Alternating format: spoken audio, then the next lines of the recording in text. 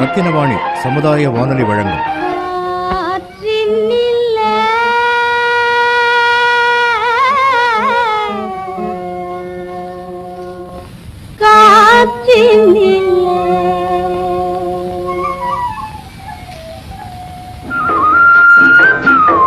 காற்றில் மிதந்து வரும் கணிதம். காற்றில் மிதந்து வரும் கணிதம் இந்திய அரசு அறிவியல் மற்றும் தொழில்நுட்பத்துறையின் ஓர் அங்கமான தேசிய அறிவியல் மற்றும் தொழில்நுட்ப தொடர்பியல் குழுமத்தின் ஆக்கம் ஊக்கம் ஆதரவுடன் ரத்தினவாணி சமுதாய வானொலி தயாரித்து வழங்கும் காற்றில் மிதந்து வரும் கணிதம்.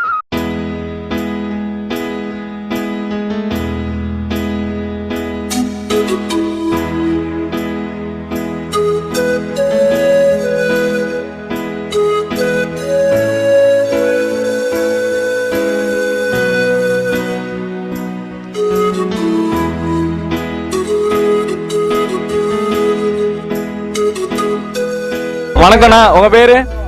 மகேஷ். மகேஷ்ண்ணா, எங்க இருந்து வரீங்கண்ணா? நான் மலம்சுப்பட்டியிலேருந்து. மலம்சுப்பட்டியிலேருந்து. என்ன ஒர்க் பண்றீங்கண்ணா? லேத் ஒர்க்கு சிட்கோல பண்றீங்க அப்படித்தானே? எத்தனை வருஷம் ஒர்க் பண்ணிட்டு இருக்கீங்க? 7 வருஷமா. 7 வருஷமா ஒர்க் பண்றீங்க. ஒர்க்லாம் எப்படி போகுது? ஒர்க்கெல்லாம் ஏதோ சந்தோஷமா போகுது. ஏதோ அந்த அளவுக்கு பெருசா இல்லாட்டாலும் ஓரளவுக்கு நிம்மதியா போகுது. ஆமாம், நிம்மதியா போகுது. அப்புறம் குடும்பத்துல எத்தனை பேர்ண்ணா? குடும்பத்தில் நானும் ஒய்ஃபு 2 குழந்தைங்க. சூப்பர்ண்ணா. அப்புறம் குழந்தைங்க என்ன படிக்கிறாங்க? குழந்தைங்க ஒன்று 8வது, ஒன்று 7வது. சூப்பர்ண்ணா. அப்புறம் சொல்லுங்கண்ணே, உங்களுக்கு கணக்கு சம்பந்தம் ஏதாவது டவுட் இருக்கா? டவுட் இருக்குது. இருக்குது. உங்களுக்கு எத்தனை வரை படிச்சிருக்கீங்க? நான் 5வது வரை படிச்சிருக்கீங்க. எந்த மாதிரி கணக்குலாம் உங்களுக்கு தெரியும்? அளவுக்கு தெரியும், கூட்டல், மற்றபடி எதுவும் தெரியாது. அப்புறம் இந்த பேங்க் கணக்கு, அப்புறம் வீட்டில் பட்ஜெட் போடுறது, இந்த மாதிரி நிறைய கணக்கு இல்லாத இடமே இல்லைன்னே சொல்லலாம். அந்த மாதிரி இருக்கிற பட்சத்தில் கணக்கு இல்லாமல் சமாளிக்கிறது கஷ்டமாக இருக்கா இல்லை எப்படின்னா? ஆமாம், அது ரொம்ப கஷ்டமாக இருக்கும். பேங்க் போனால் மற்றவங்கள பார்த்து எழுத வேண்டியிருக்கு. அது மாதிரி வீட்டு பட்ஜெட்டும் அவ்வளோ தெரிய மாட்டேங்குது. இதை ரொம்ப தெரிஞ்சால் மக்களுக்கு ரொம்ப ரொம்ப அவசியப்படும். மக்களுக்கும் யூஸ்ஃபுல்லாக இருக்கும். நீங்களும் உங்களோட அந்த வாழ்க்கை தரத்தை நல்லா மேம்படுத்தலாம், நஷ்டம் இல்லாமல் வாழ்க்கையை கொண்டு போகலாம், நல்ல லாபத்தை சம்பாதிக்கலாம் சொல்கிறீங்க அப்படி தானே? இது ஒரு நல்ல ஒரு செயலாக இருக்குது. அதாவது படித்தவங்களுக்கு நீங்கள் வந்து சொல்லிக் கொடுக்காத விட படிக்காதவங்களுக்கு வந்து சொல்லிக் கொடுக்கறது ரொம்ப ரொம்ப யூஸ்ஃபுல்லாக ஆகிடும். சூப்பர்ண்ணா. அதாவது படிச்சுக்கிட்டு இருக்கவங்களுக்கு மேலே மேலே கற்றுக் கொடுத்துட்டு இருக்கிறத விட மேக்ஸே தெரியாமல் இருக்கிறவங்களுக்கு நீங்கள் மேக்ஸ் சொல்லிக் கொடுத்தா நல்லா இருக்குன்னு சொல்கிறீங்க அப்படி தானே? ஆமாம், அப்படி கண்டிப்பாக. அதாவது பார்த்தீங்கன்னா மேக்ஸ் வந்து கற்றுக்கிறதுக்கு வயசுலாம் ஒன்றும் பெரிய விதிவிலக்கெல்லாம் அப்படிலாம் ஒன்றும் இல்லைண்ணா. நமக்கு ஆர்வம் இருந்தால் போதும். இதுக்கு மேலே ஒரு வாய்ப்பு கிடைச்சா நீங்கள் மேக்ஸ் கற்றுப்பீங்களா? அதாவது மக்கள் வந்து படிக்காத மக்களுக்கு வந்து படிப்பில் ஆகும் இருக்குது. ஆனால் அதை சொல்லிக் கொடுக்கறதுக்கு ஆட்கள் இல்லை. உங்களை மாதிரி 4 பேர் இருந்தால் கண்டிப்பாக எல்லாம் தெரிஞ்சுக்கலாம். நாங்கள் ரொம்ப நன்றிண்ணே. உங்களோட ஆதரவோட எங்களோட நிகழ்ச்சி மேலும் மேலும் நல்லா சந்தோஷமாக நடக்கணும். ரொம்ப தேங்க்ஸ்.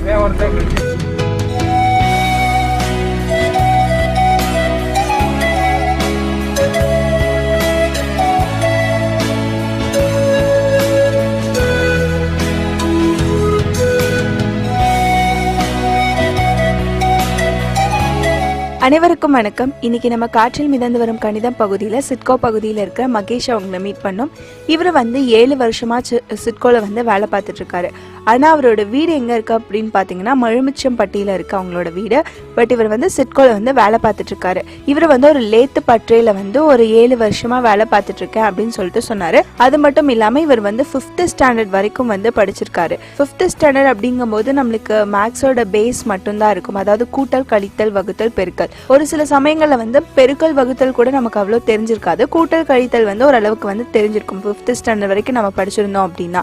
அதுக்கப்புறம் பாத்தீங்கன்னா இவருக்கு வந்து இவங்க வீட்டுல 4 பேர் இருக்காங்க. இவரோட மனைவி அண்ட் 2 குழந்தைங்க. ஒரு குழந்தை வந்து 8th ஸ்டாண்டர்ட் படிக்குது, இனி ஒரு குழந்தை வந்து 7th ஸ்டாண்டர்ட் படிக்குது. இவருக்கு வந்து மேக்ஸ் தெரியாம, அதாவது கணிதம்ல வந்து கூட்டல் மட்டும்தான் ஓரளவுக்கு தெரியும். மற்றபடி வந்து எனக்கு வேற எதுவும் வந்து பெருசாக தெரியாது அப்படின்ற மாதிரி இவர் வந்து சொல்லியிருந்தாரு.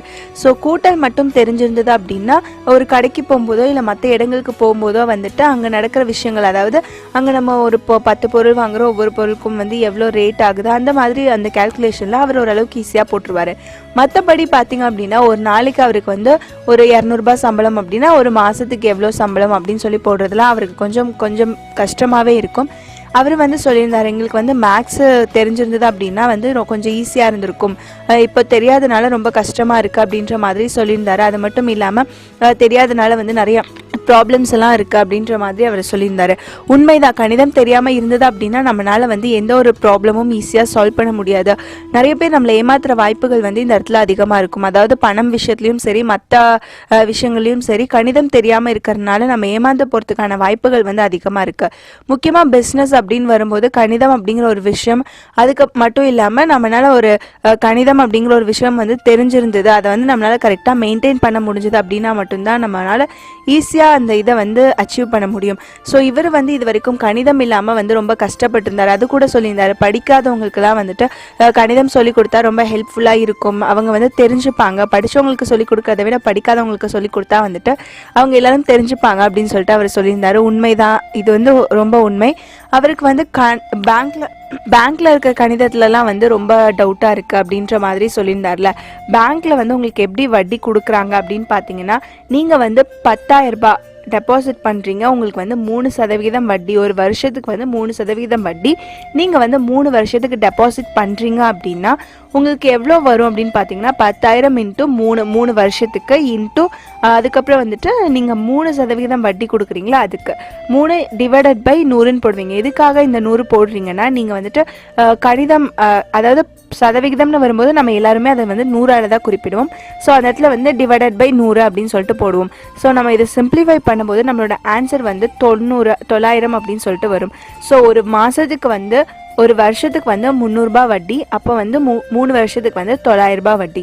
ஸோ 300 + 300 + 300 900 இந்த மாதிரி வந்து வட்டி கொடுக்கலாம். இல்லை அப்படின்னா 3 × 300 = 900 இந்த மாதிரி வந்துட்டு நமக்கு வட்டி கொடுக்குறாங்க. ஒரு வருஷத்துக்கு இவ்வளோ வட்டி, அப்போ 3 வருஷத்துக்கு இவ்வளோ வட்டி, அந்த மாதிரி. இது வந்து எல்லாரும் வந்து ஈஸியாக தெரிஞ்சு வச்சிருக்கிற ஒரு விஷயம். ஒரு சிலருக்கு தெரியாமல் இருந்தது அப்படின்னா நீங்கள் இப்போ கண்டிப்பாக தெரிஞ்சிருப்பீங்க அப்படின்னு சொல்லிட்டு நாங்கள் நம்புகிறோம். இது மட்டும் இல்லாமல் பேங்க்ல வந்து நிறையா விதமான அக்கௌண்ட்ஸ் எல்லாம் இருக்குது. அதாவது நிறைய விதமான அக்கௌண்ட்ஸ் எல்லாம் இருக்குது. சேவிங்ஸ் பேங்க் அக்கௌண்ட், அப்புறம் வந்துட்டு டெபாசிட் அக்கௌண்ட், ஆர்டி அக்கௌண்ட், இந்த மாதிரி. சேவிங்ஸ் பேங்க் அக்கௌண்ட் அப்படிங்கும்போது நீங்கள் வந்து ஒரு மாதத்தில் எவ்வளோ தடவை வேணால் பணம் போடலாம், எவ்வளோ தடவை வேணால் பணம் எடுக்கலாம். அதுக்கு கொடுக்குற வட்டி வந்து நீங்கள் போடுற பணம் அண்ட் எடுக்கிற பணம், அதாவது அந்த டிரான்சாக்ஷன் பொறுத்து வந்துட்டு அதுக்கு எவ்வளோ வட்டி அப்படிங்கிறது வந்து உங்களுக்கு முடிவாகும். நீங்கள் வந்து ஒரு 4 தடவை பணம் போடுறீங்க, 4 தடவை பணம் எடுக்கிறீங்க அப்படின்னா அதுக்கு ஏற்ற மாதிரி வட்டி வந்து அதில் போடுவாங்க. நெக்ஸ்ட் டெபாசிட் அக்கௌண்ட் அப்படின்னு எடுக்கும்போது மொத்தமாக வந்து ஒரு வருஷத்தோ இல்லை 2 வருஷம் இந்த இவ்வளோ அளவு பணம் அப்படின்னு சொல்லிட்டு நம்ம போட்டுடணும். அதுக்கப்புறம் வந்துட்டு டெபாசிட் அக்கௌண்ட், இதில் வந்து ஒரு மாதத்துக்கு நீங்கள் இவ்வளோ பணம் அப்படின்னு சொல்லிட்டு, அதாவது ஒரு வருஷம் 2 வருஷம் அந்த மாதிரி இவ்வளோ பணம் அப்படின்னு சொல்லிட்டு நீங்கள் போட்டுடணும். அதில் வந்து உங்களுக்கு இவ்வளோ சதவீதம் வட்டி அப்படின்னு சொல்லிட்டு அவங்க ரெகுலராக போட்டுகிட்டே இருப்பாங்க. 3வது பார்த்தீங்கன்னா ஆர்டி அக்கௌண்ட். இதில் வந்து ஒவ்வொரு மாதமும் இவ்வளோ பணம், இப்போ வந்து நீங்கள் ஒரு மாதம் 10,000 ரூபாய் டெபாசிட் பண்ணுறீங்க, 2வது மாதம் 10,000 ரூபாய் டெபாசிட் பண்ணுறீங்க, 3வது மாதம் அந்த மாதிரி அதை வந்து நீங்கள் டெபாசிட் பண்ணிகிட்டே இருக்கணும். அது போக உங்களுக்கு வந்து 9% வட்டி அப்படின்னு சொல்லிட்டு அவங்க ரெகுலராக போட்டு கொடுப்பாங்க. இதுதான் வந்து பேங்க்ல வந்து ஃபாலோ பண்ணிட்டு இருக்கிற ஒரு அக்கௌண்ட். இது மட்டும் இல்லாமல் மேஜர் அக்கௌண்ட், மைனர் அக்கௌண்ட் அப்படின்னு சொல்லிட்டு 2 விஷயம் இருக்குது. இது வந்து எல்லாருக்கும் கண்டிப்பாக தெரிஞ்சிருக்கும். மேஜர் அக்கௌண்ட் அப்படின்னா அது வந்துட்டு 18 வயசுக்கு மேலே இருக்கிறவங்க யூஸ் பண்ணுறது. மைனர் அக்கௌண்ட் அப்படிங்கிறது 18 வயசுக்கு கீழே இருக்கவங்க யூஸ் பண்ணுறது. இது வந்து எல்லாருக்கும் ஜென்ரலாக தெரிஞ்ச ஒரு விஷயங்கள் தான். மேக்ஸ் இல்லை அப்படின்னா வந்துட்டு எல்லாரும் கண்டிப்பாக வாழ்க்கையில் ரொம்பவே கஷ்டப்படுவாங்க. அது வந்து எல்லாருக்குமே தெரிஞ்சிருக்கும். ஏன் அப்படின்னு பார்த்தீங்கன்னா, இதுக்கு வந்து நம்ம ஒரு சின்ன எக்ஸாம்பிள் கூட சொல்லலாம். ஒரு 3 பேர் சேர்ந்துட்டு ஒரு பிஸ்னஸ் ஸ்டார்ட் பண்ணாங்க. அதில் பார்த்தீங்க அப்படின்னா ஒருத்தர் வந்துட்டு 1 லட்ச ரூபாய் வந்து டெபாசிட் பண்ணியிருந்தாரு, இன்னொருத்தர் வந்துட்டு 50,000 ரூபாய் டெபாசிட் பண்ணாரு, அவரோட இன்னொரு ஃப்ரெண்டு வந்து 50,000 ரூபாய் டெபாசிட் பண்ணாரு. மொத்தம் வந்துட்டு இவங்க டெபாசிட் பண்ணது எவ்வளோ அப்படின்னு பார்த்தீங்கன்னா ஒரு 2 லட்ச ரூபாய் டெபாசிட் பண்ணாங்க. ஒருத்தர் வந்து 1 லட்ச ரூபாய், இன்னொருத்தர் வந்துட்டு 50,000 ரூபான்னு சொல்லிட்டு 2 லட்ச ரூபாய் டெபாசிட் பண்ணாங்க. அவங்களுக்கு வந்து மொத்தம் பார்த்தீங்க அப்படின்னா லாபம் வந்து ஒரு 6 லட்ச ரூபாய் அப்படின்னு சொல்லிட்டு வந்தது. ஸோ எல்லாம் என்ன பண்ணாங்க அப்படின்னா, நம்ம வந்து இதை பகிர்ந்து எடுத்துக்கலாம் அப்படின்னு சொல்லிட்டு எல்லாரும் வந்து அந்த 6 லட்ச ரூபாயை வந்து பகிர்ந்து எடுத்துக்கிட்டாங்க. ஒரு 2 மாசத்துல வந்து அவங்களுக்கு 6 லட்ச ரூபாய் லாபம் வந்தது. அதை வந்து பகிர்ந்து எடுத்துக்கலாம்னு சொல்லிட்டு எல்லாரும் வந்துட்டு 2 லட்ச ரூபாய் அப்படின்னு சொல்லிட்டு பகிர்ந்து எடுத்துக்கிட்டாங்க. ஆனால் அதில் வந்து ஒருத்தர் 1 லட்ச ரூபாய் வந்து டெபாசிட் பண்ணியிருக்காரு. ஸோ அவரோட தொகை தானே அதிகமாக இருக்கு அந்த இடத்துல. அவர் தான் வந்துட்டு அதிகமான, அதாவது அந்த லாபத்துல இருந்து 50% வந்து அவருக்கு போகணும், மித்த இருக்கிற 2 பேருக்கும் வந்து 25% வந்துட்டு வரணும். இப்படி இருந்தாதான் வந்து கரெக்டா இருக்கும். அவங்க என்ன பண்ணாங்க அப்படின்னு பாத்தீங்கன்னா, எல்லாரும் வந்து 2 லட்ச ரூபாவா எடுத்துக்கிட்டாங்க. அப்போ வந்து 50% டெபாசிட் பண்ணவருக்கும் அந்த 2 லட்ச ரூபாய் தான் கிடைச்சிது. 25% டெபாசிட் பண்ணவங்களுக்கும் வந்துட்டு அதே 2 லட்ச ரூபாய் தான் கிடைச்சிது. ஸோ இந்த இடத்துல வந்து அவர் ஏமாற்றப்பட்டிருக்காரு அப்படின்னு கூட சொல்லலாம். ஸோ ஏமாறாமல் இருக்கணும் அப்படின்னா கண்டிப்பாக நம்ம வந்துட்டு மேக்ஸ் எவ்வளோ முக்கியமானது, அதில் வந்து என்னென்ன விஷயங்கள்லாம் நமக்கு தெரியணும் அப்படின்னு சொல்லிட்டு கண்டிப்பாக தெரிஞ்சுக்கணும். இதுக்கு முன்னாடி நம்ம மகேஷ் அவங்களுக்கு வந்துட்டு பேங்க்ல எப்படி வந்து இது பண்ணுறதுன்னு சொல்லிட்டோம். இப்போ வீட்டு பட்ஜெட் அப்படிங்கிற ஒரு விஷயம் வந்து நம்ம இந்த இடத்துல சொல்லி ஆகணும். நம்ம வந்து ஒரு ஃபேமிலி பட்ஜெட் போடுறதுக்கு அவருக்கு சொல்லி கொடுத்துக்கிறதுக்கு முன்னாடி வந்து ஒரு பஸ்ஸில் அதை வந்து சொல்லலாம். என்ன அப்படின்னு பார்த்தீங்கன்னா, ஒருத்தர் வந்துட்டு 13 சாக்லேட் வாங்குறாரு, 3 சாக்லேட் கவர் வந்து திரும்ப கொடுத்தாரு அப்படின்னா அவங்களுக்கு வந்து ஒரு சாக்லேட் தருவாங்க. ஸோ வந்து அவர் வாங்கின 13 சாக்லேட்டை வாங்கினாரு, அது போக வந்து 3 சாக்லேட்டாக கொடுத்து அவர் வந்து மீதம் இன்னும் நிறைய சாக்லேட் வாங்கினாரு. ஸோ மொத்தமாக அவர்கிட்ட வந்துட்டு எவ்வளோ சாக்லேட் இருக்கும் அப்படிங்கிறது தான் வந்துட்டு இந்த ஒரு கணித புதிர் கூட சொல்லலாம். இந்த கணித புதிர்க்கான விடை என்ன அப்படின்னு சொல்கிறத வந்துட்டு நம்ம வந்து நம்மளோட மகேஷ் அவர்களுக்கு ஃபேமிலி பட்ஜெட் போடுறது எப்படின்னு சொல்லி கொடுத்துட்டு இந்த கணித புதிர்க்கான விடை என்ன அப்படின்னு சொல்லிட்டு நம்ம சொல்லலாம். ஃபேமிலி பட்ஜெட் அப்படின்னு சொல்லி எடுத்துக்கும் போது நம்ம முக்கியமான செலவுகள்லாம் என்ன அப்படின்னு சொல்லிட்டு முதல்ல கவனிக்கணும். முக்கியமான செலவுகள்லாம் என்ன அப்படின்னு சொல்லி நம்ம அதுக்கு எவ்வளோ பணம் செலவு பண்ணணும், எவ்வளோலாம் முக்கியமான செலவெல்லாம் இருக்குது அப்படிங்கிறதெல்லாம் நம்ம பார்த்துட்டோம் அப்படின்னா நம்ம ஃபேமிலி பட்ஜெட் போடுறது வந்து ரொம்ப ஈஸியாக இருக்கும். அது மட்டும் இல்லாமல் ஃபேமிலி பட்ஜெட் அப்படின்னு வரும்போது நம்மளுக்கு ஈஸியான கூட்டல்களில் மட்டும்தான் இந்த ஃபேமிலி பட்ஜெட் வந்து கண்டிப்பாக இருக்கும். ஸோ ஃபேமிலி பட்ஜெட் அப்படின்னு வரும்போது முதல்ல நம்ம பார்க்க வேண்டிய விஷயம் என்ன அப்படின்னு பார்த்தீங்கன்னா, உணவுப் பொருட்களுக்காக ஒதுக்க வேண்டிய பணம். உணவுப் பொருட்களுக்காக ஒதுக்க வேண்டிய பணம் எவ்வளோ இருக்கலாம் அப்படின்னு பார்த்தீங்கன்னா, நம்மளோட சம்பளம்னு ஒன்று வாங்குறோம்ல, நம்மளோட சேலரியில் 50% இருந்தது அப்படின்னா கண்டிப்பாக அது கொஞ்சம் ஈஸியாக இருக்கும். அதாவது பாதிக்கு பாதி. இப்போ வந்து ஒரு 10,000 ரூபாய் சம்பளம் வாங்குறாங்க அப்படின்னா அந்த 10,000 ரூபாவும் வந்து உணவுப் பொருட்களுக்காக கண்டிப்பாக செலவு பண்ண முடியாது. ஸோ அதுலேருந்து ஒரு 5,000 ரூபாய் வந்து அவங்க உணவுப் பொருட்களுக்காக வந்து செலவு பண்ணலாம். அது போக மிச்சம் இருக்கிற 5,000 ரூபாய் வந்துட்டு மித்த போக்குவரத்து செலவு அந்த மாதிரி பார்த்துக்கிட்டாங்க அப்படின்னா கொஞ்சம் ஈஸியாக இருக்கும். ஸோ உணவுப் பொருட்கள் வந்து முக்கியமான ஒரு விஷயம். ஸோ அதுக்காக நம்ம ஒதுக்க வேண்டிய இது வந்து இந்த மாதிரி வரும். உணவுப் பொருள் அப்படின்னு எடுத்துக்கும் போது முக்கியமாக எல்லாருக்கும் வந்து அரிசி தான் வந்து அதிகமாக தேவைப்படும். 1 கிலோ அரிசி வந்து 50 ரூபாய் அப்படின்னு சொல்லிட்டு நம்ம எல்லாத்துக்குமே தெரியும். ஸோ இப்போ வந்து ஒரு மாதத்துக்கு வந்து ஒரு வீட்டுக்கு ஒரு குடும்பத்துக்கு 25 கிலோ அரிசி தேவைப்படுது. 1 கிலோ அரிசி வந்து 50 ரூபாய் அப்படின்னா அரிசிக்கு மட்டுமே 25 × 50 1250 ரூபா வந்து இதுக்கு போயிடும். அது போக வந்து போக்குவரத்து செலவு அப்படின்னு சொல்லிட்டு நிறைய இருக்குது. ஸோ நம்ம வந்து அரிசி மட்டும் வாங்கினா வந்து நம்மளோட செலவுகள் உணவுப் பொருட்களோட தேவை வந்து குறைஞ்சு போயிடாது. அது போக எண்ணெய், காய்கறி இந்த மாதிரி நிறைய விஷயங்கள் வந்து வாங்க வேண்டியது இருக்கும். ஸோ அதுக்கு எல்லாத்துக்கும் சேர்த்து எவ்வளோ வரும் அப்படின்றத வந்து நம்ம ஒரு கால்குலேஷன் பண்ணி வச்சுக்கணும். ரொம்ப அதிகமாகவும் செலவு பண்ணக்கூடாது, ரொம்ப கம்மியாகவும் செலவு பண்ணக்கூடாது. நமக்கு எந்த அளவுக்கு தேவை இருக்கோ அந்த அளவுக்கு வந்து நம்ம செலவு பண்ணோம்னா அது வந்து கரெக்டாக இருக்கும். ஸோ முடிஞ்ச அளவுக்கு ஃபேமிலி பட்ஜெட்னு வரும்போது நம்ம 50% பணத்தை வந்து நம்ம உணவுப் பொருட்களுக்காக ஒதுக்கணும். ஸோ நம்ம செலவு பண்ணும்போது இந்த மாதிரி வந்து பார்த்துக்கணும். ஒவ்வொரு தடவையும் வந்து உணவுப் பொருட்களுக்கு இவ்வளோ அப்படின்னு சொல்லிட்டு நம்ம ஒதுக்கிக்கலாம். அதில் வந்து ஒரு 5,000 ரூபாய் ஒதுக்குறோம், மித்த செலவுகளுக்கு வந்து 5,000 ரூபாய் ஒதுக்குறோம் அப்படின்னு சொல்லிட்டு பார்த்தீங்கன்னா உங்களுக்கு வந்து கரெக்டாக இருக்கும். அது போக சேவிங்ஸ் அப்படிங்கிற ஒரு விஷயம், அதாவது சேமிப்பு அப்படிங்கிற ஒரு விஷயம் வந்து நம்ம வாழ்க்கையில் வந்து கண்டிப்பாக தேவை. ஸோ அதை வந்து எந்த அளவுக்கு நம்ம சேமித்து வைக்கலாம், எந்த அளவுக்கு வந்துட்டு நம்ம எவ்வளோ பணத்தை வந்து பேங்க்கில் டெபாசிட் பண்ணி வைக்கலாம், இதெல்லாம் வந்து நம்ம கரெக்டாக பார்த்துக்கிட்டோன்னா அது வந்து கரெக்டாக இருக்கும். இதுக்கு இடையில வந்து நாங்கள் ஒரு பஸ்ஸில் சொல்லியிருந்தோம்ல, ஒருத்தர் வந்து ஒரு கடையில் போய் 13 சாக்லேட் வாங்குறாரு, 3 சாக்லேட் திரும்ப கொடுத்தாரு அப்படின்னா அவருக்கு வந்து ஒரு சாக்லேட் தருவாங்க அப்படின்னு சொல்லிட்டு.